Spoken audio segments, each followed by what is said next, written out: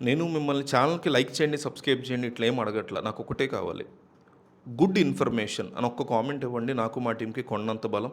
యూట్యూబ్‌లో ఎన్నో ఛానల్స్ చూస్తుంటారు. మీరు అందరూ సబ్స్క్రైబ్ చేసుకోమంటారు. బట్ మేము అడగట్లే. మేము అడుగుతుంది ఒకటే. గుడ్ ఇన్ఫర్మేషన్ ఒక్క కామెంట్ ఇచ్చేసి వీడియో చూడడం కంటిన్యూ చేయండి. 'గోదారి గట్టు మీద' సినిమా అంటే ఇప్పుడు మనకి ఎలా చెప్పాలి, 'రాజావారు రాణిగారు', 'ఉయ్యాల జంపాల' ఇట్లా అంటే ఆ లెవెల్‌లో సినిమా ఉందని చెప్పట్లా. అట్లాంటి ఒక బేసిక్ సాదాసీదా ఒక బేసిక్ సాదాసీదా ప్రేమ కథ. పల్లెటూరులో జరిగే కథ.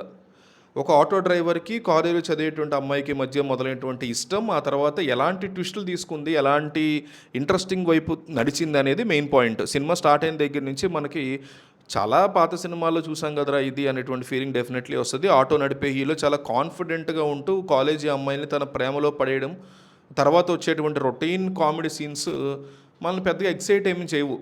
అక్కడక్కడ వచ్చే జోక్స్ పర్లేదు అనిపించింది కానీ స్పీడ్గా ఉండదు కథ. దానివల్ల కొంచెం బాగా సాగతీశారులా, ల్యాగ్ ఉందిరా అనిపిస్తుంది.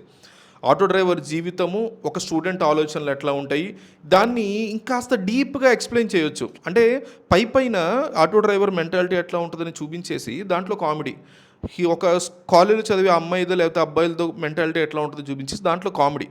అలా కాకుండా క్యారెక్టర్ ఎస్టాబ్లిష్మెంట్కి కానీ ఇంకా డీప్గా వాళ్ళకు ఉన్నటువంటి ఇబ్బందులు, వాళ్ళకు ఉన్నటువంటి ప్రివిలేజెస్ వీటి గురించి స్టడీ చేస్తే బాగుండేది అనిపించింది. అట్లా కాకుండా పైన మెరుపులతోనే కథను అట్లా నడిపించుకుంటూ వెళ్ళిపోయాడు. ప్రేమ కథలో ప్రాక్టికాలిటీ ఉండాలబ్బా. సో సినిమా సెకండ్ హాఫ్కి వచ్చేసరికి కొంచెం సీరియస్నెస్ నెమ్మదిగా పెరుగుతుంది. అంటే ప్రేమించుకోవడం ఈజీయే కానీ దాని తర్వాత వచ్చేటువంటి బాధ్యతలు ఎట్లా ఉంటాయి అనేటువంటిది చూపించే ప్రయత్నం చేశారు బేసిక్గా సినిమాలో. అయితే ఈ ప్రాసెస్లో వచ్చేటువంటి సీన్లు మరి సీరియల్ లెవెల్లో అనిపించేసి అందువల్ల నాకు బాగా బోర్ కొట్టింది. హీరోయిన్ క్యారెక్టర్ని రాసుకున్న విధానం ఇంప్రెసివ్గా అనిపించలేదు మనకి. ఇక్కడ చిన్న విషయాలకే హీరోయిన్ గొడవ పడుతూ ఉండడం, వెంటనే మళ్ళీ కలిసిపోతూ ఉండడం చూస్తే రైటింగ్లో లాజికల్ లోపల బాగా కనిపించే క్యారెక్టర్లో.